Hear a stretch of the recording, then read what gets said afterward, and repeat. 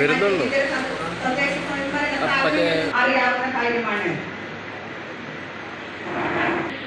ക്ഷേമം ഉറപ്പുവരുത്തുന്നതിന് 2 ലക്ഷം രൂപയും കുട്ടികളുടെ വേതനം, യൂണിഫോം, സുരക്ഷാ ഉപകരണങ്ങൾക്കായി 1 കോടി രൂപയും പൊതുശുചിത്വ മാലിന്യ പരിപാലനത്തിനായി 2 കോടി രൂപയും അജൈവ മാലിന്യം ഉറവിട മാലിന്യ സംസ്കരണത്തിനായി 50 ലക്ഷം രൂപയും കൂടി ശുചിത്വ നഗരം വൃത്തിയുള്ള ഗുരുവായൂർ സീറോ വേസ്റ്റ് നഗരസഭ ബയോ പാർക്കിൽ ആരംഭിക്കുന്ന വർക്ക്ഷോപ്പും അജൈവ മാലിന്യങ്ങളായ കുപ്പി, കാനുകൾ, ടയറുകൾ എന്നിവ ഉപയോഗപ്പെടുത്തിയുണ്ടാക്കുന്ന സീറോ വേസ്റ്റ് ഗാർഡനും ഈ ബജറ്റ് ആവിഷ്കരിച്ച് നടപ്പിലാക്കി ബജറ്റിനെ ചുവട് പിടിച്ച് ഈ ഭരണസമിതി നടപ്പിലാക്കുന്ന ഓരോ വികസന പ്രവർത്തനങ്ങളും ഗുരുവായൂരിലെ ജനതയുടെ ജീവിത അവസ്ഥകളെ മാറ്റാൻ കഴിയുന്നതായിരുന്നു.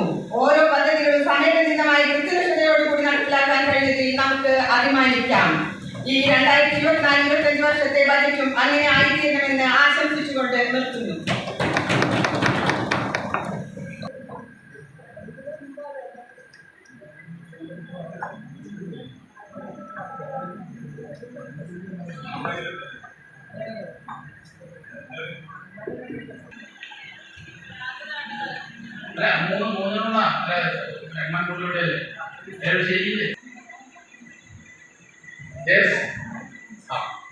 നമസ്കാരം.